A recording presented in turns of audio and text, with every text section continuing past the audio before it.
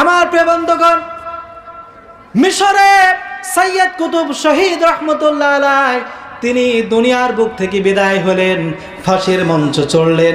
এভাবে করে আমার বাংলার জামানায় অসংখ্য আলেমে দিন ফাঁসি রশি নিয়ে দুনিয়া থেকে বিদায় হয়ে গেছে। বলেন ঠিক কিনা? আল্লাহ পাক তাই বলছেন সূরা আহজাবের 23 নম্বর আয়াতে, মুমিনদের ভিতরে এমন মুমিন তারা আল্লাহর সঙ্গে যে ওয়াদা করেছিল জীবনটা আল্লাহর রাস্তায় দিবে, সেই ওয়াদা পরিপূর্ণ করেছে। আল্লাহ পাক বলেছেন ইন্নাল্লাহা আশতারা মিনাল মুমিনিনা আনফুসাহুম ওয়া আমওয়ালাহুম বিআন্না লাহুমুল জান্নাহ। আল্লাহ পাক বলছেন নিশ্চয় আমি আমার মুমিনের কাছ থেকে তার জান এবং মালকে খরিদ করে নিয়েছি, আর বিনিময়ে আমার মুমিন বান্দাকে আমার জান্নাত দান করে দিয়েছি। মুমিনের জানটাও আল্লাহ, মালটাও আল্লাহ। আল্লাহর দেওয়া যে দেয়া মান, আল্লাহর দেয়া মাল, আল্লাহর দেয়া জান নিয়ে যারা নাকি আল্লাহ রাস্তায় দেওয়ার জন্য প্রস্তুত থাকে, কারো রক্ত চক্ষুর পরোয়া করে না, কারো কাছে অনুনয় বিনয় করে না, কারো কাছে মাপ চায় না, ক্ষমা চায় না, তারা আল্লাহর সঙ্গে লেনদেনা অনেক আগেই করে ফেলেছে। বলেন ঠিক কিনা? আল্লাহ পাকের কবুলিয়াত ছাড়া তার জীবনটা, তাদের জীবনটা আল্লাহ গ্রহণ করেননি। আবার অনেক অপেক্ষারত আছে, আহারে কখন আমার রায় এসে যায়। অনেক অপেক্ষা করে আছে, আমার জীবনটা কখন শেষ হয়ে যায়। আয় আল্লাহ, আমি শাহাদাতের দরজা নিয়ে তোমার কাছে হাজির হতে চাই। এই অপেক্ষায় অনেকেই অপেক্ষমান আজও জমিনে আছে না নাই? জোরে বলেন আছে না নাই? এখনো আছে। এজন্য আল্লাহ রাব্বুল আলামিন বলছেন আমি আল্লাহর ভালোবাসা হৃদয়ে রাখতে হবে। আল্লাহর ভালোবাসা যদি না থাকে আল্লাহ পাক কঠিন কিয়ামতের ময়দানে আমাদের মাফ করবেন না। জোরে বলেন ঠিক কিনা? সুতরাং আল্লাহর ভালোবাসায় উদ্বুদ্ধ হতে হবে, আল্লাহ রাব্বুল আলামিনকে ভালোবাসতে হবে। কোরআনে কারিমে সেই ভালোবাসার কথা বলছেন। আল্লাহ বলছেন ওয়ামিনান নাসি মাইয়াত্তাখিযু মিন দুনিল্লাহি ইউহিব্বুনাহুম কাহুব্বিল্লাহ। আল্লাহ রাব্বুল আলামিন বলেন লোকেদের মধ্যে এমন বহু লোক আছে যারা আল্লাহকে যতটা ভালোবাসা উচিত ততটা ভালোবাসে না, বরং আল্লাহর ভালোবাসা তারা মানুষকে দিয়ে দেয়। আল্লাহর চাইতে পিতাকে ভালোবাসে বেশি, আল্লাহর চাইতে নিজের স্বামীকে ভালোবাসে বেশি। আমি এজন্য বলছি না যে স্বামীকে ভালোবাসা যাবে না, কিন্তু আল্লাহর চাইতে কি বেশি হওয়া দরকার? বেশি হলে হবে না। আল্লাহর চাইতে নিজের সন্তানকে বেশি ভালোবাসলে চলবে না। কিন্তু আমরা আমাদের সমাজে দেখি নামাজ পড়া মুসলমান, তাসবিহ পড়া মুসলমান, কোরআনে কারিম পড়া মুসলমান, বাপের ব্যাপারে গালি দিলে তার ফাঁসি হয়ে যায়, আর যখন আল্লাহর নামে গালি দেয় গোপনে গোপনে বিদেশে পার করে দেয়া হয়। জোরে বলেন ঠিক কিনা? আল্লাহর কাছে কি জবাব দিবে? তোমার কাছে আল্লাহর ভালোবাসার মূল্য হলো না, আল্লাহকে ভালোবাসতে পারলে না, আল্লাহর হুকুম মেনে চলতে পারলে না, আল্লাহকে যে গালি দিয়েছে, ইসলামকে যে গালি দিয়েছে তাকে বিচারের আওতায় আনতে পারলে না। মনের মধ্যে এত কষ্ট যদি থাকে, আমি বলবো তুমি মুসলমান, তবে মক্কার যুগে দুর্বল মুসলমানের ভিতরে একজন। জোরে বলেন ঠিক কিনা? এরকম দুর্বল মুসলমানিত্ব নিয়ে, দুর্বল ঈমান নিয়ে আল্লাহর কাছে নাজাত পাওয়ার কোনো সুযোগ নাই। আল্লাহ পাক তাই বলছেন আমাকে যতটা ভালোবাসা উচিত এতটা ভালোবাসে না, বরং আমার ভালোবাসা মানুষকেই দিয়ে দেয়। নাউজুবিল্লাহ। কিন্তু ঈমানদার যারা, তারা আল্লাহকে ভালোবাসে। বলেন কাকে ভালোবাসে? জোরে বলেন কারে ভালোবাসে? আল্লাহ বলছেন ওয়াল্লাযীনা আমানু আশাদ্দু হুব্বাল লিল্লাহ। যারা ঈমানদার তারা আল্লাহকে সবচাইতে বেশি ভালোবাসে। বলে সুবহানাল্লাহ।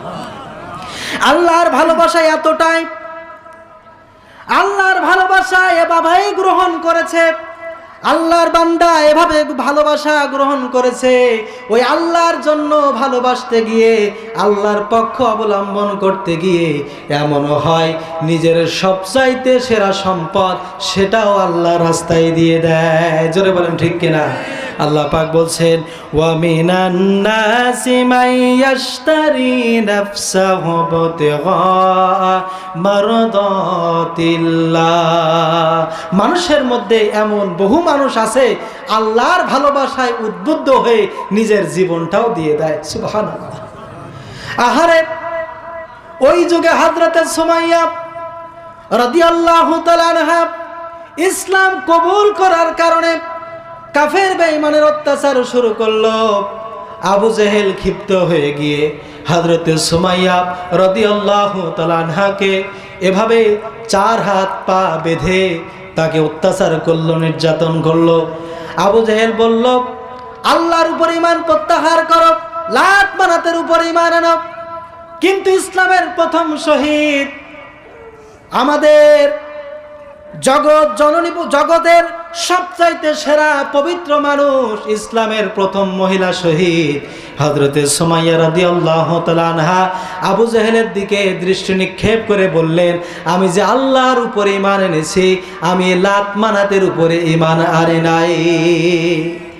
এরপরে ক্ষিপ্ত হয়ে গেল, সুমাইয়া রাদিয়াল্লাহু তাআলা আনহাকে আরো নির্যাতন করল। নির্যাতনের এক পর্যায়ে আল্লাহর ভালোবাসা এতটাই বেশি ছিল হযরতে সুমাইয়া রাদিয়াল্লাহু তাআলা আনহার কাছে, যখন বলল ঈমান প্রত্যাহার করার কথা, হযরতে সুমাইয়া ঈমান প্রত্যাহার করলেন না।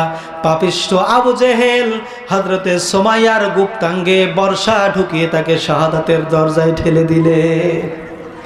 আল্লাহকে ভালোবাসার কারণে, ইসলামকে ভালোবাসার কারণে নির্যাতন সহ্য করলেন হযরতে সুমাইয়া রাদিয়াল্লাহু তাআলা আনহা। এরপরে ঈমান গ্রহণ করার কারণে আম্মার ইবনে ইয়াসিরের পরিবারে অত্যাচার চলতেছে। আম্মার ইবনে ইয়াসিরের পরিবারে অত্যাচার, বেধড়ক মার শুরু করে দিয়েছে। গোটা পরিবারের সকল ফ্যামিলি মেম্বার যারা ছিল সকলকে ধরে নির্যাতন করতেছে। নবীজি পাশ দিয়ে হেঁটে যাচ্ছে, তারা যখন চাপ সৃষ্টি করলো ঈমান থেকে নিজেদেরকে ফেরাবার জন্য, কেউ ফিরল না। আল্লাহর নবী দূর থেকে নির্যাতন দেখলেন, আল্লাহর কাছে দোয়া করলেন, আর তাদের দিকে তাকায় দোয়া করলেন, সবরান ইয়া আলে ইয়াসির, হে ইয়াসিরের পরিবার, আল্লাহর উপরে ধৈর্য ধারণ করো। আল্লাহর উপরে ধৈর্য ধারণ করতে গিয়ে নিজের জীবনটাও দিয়ে দিল। আমার প্রিয় বন্ধুগণ, হযরতে বেলাল রাদিয়াল্লাহু তাআলা আনহুর কথা কে না জানে। উমাইয়ার কৃতদাস ছিলেন। ঈমান গ্রহণ করার কারণে কাফের বেঈমানেরা তাকে নির্যাতন করলো। কাফের বেঈমানেরা হযরতে বেলাল রাদিয়াল্লাহু তাআলা আনহুকে উটের সাথে তার রশি দিয়ে পা বেঁধে দিয়ে গোটা মরুভূমিতে টেনে হিঁচড়ে নিয়ে বেড়ালো। আর বলা হলো, আল্লাহর উপরে ঈমান ছেড়ে দাও, আল্লাহকে বাদ দাও, লাত মানাত উপরে ঈমান আনো।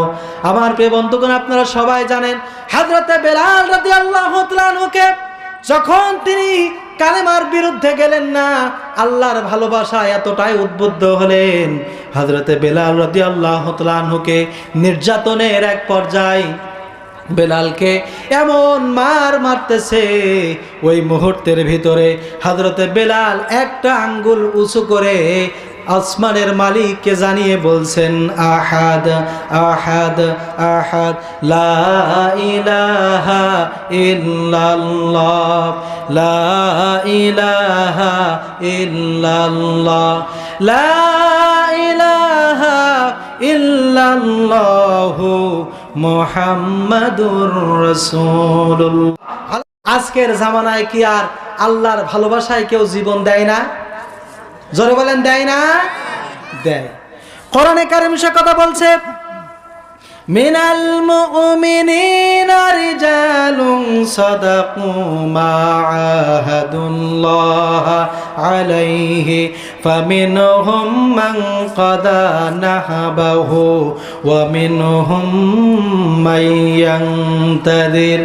আল্লাহ পাক বলছেন, মুমিনদের মধ্যে যারা আল্লাহর সঙ্গে কৃত ওয়াদাকে পরিপূর্ণ করেছে।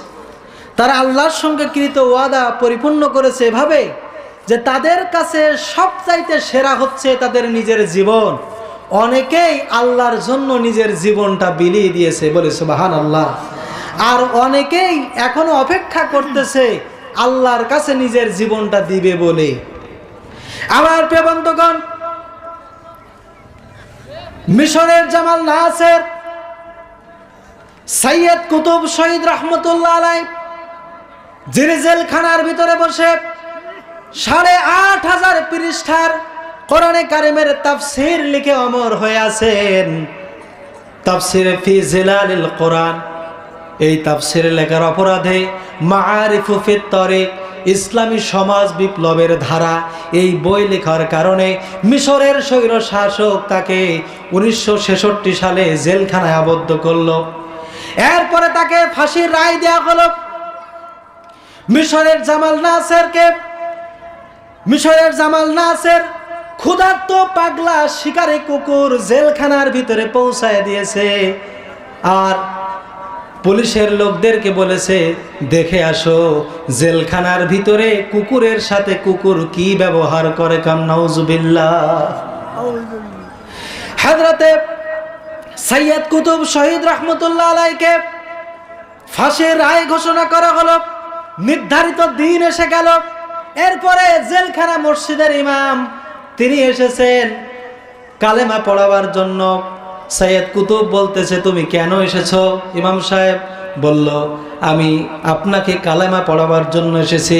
সৈয়দ কুতুব বললেন, যেই কালেমার আন্দোলন করার কারণে, যেই কালেমা রাষ্ট্র সমাজের বুকে প্রতিষ্ঠিত করার কারণে স্বৈর শাসক আমাকে ফাঁসি দেয়, আর ওই কালেমা পড়াবার জন্য তোমাকে বেতনভোগী মসজিদের ইমাম বানায়।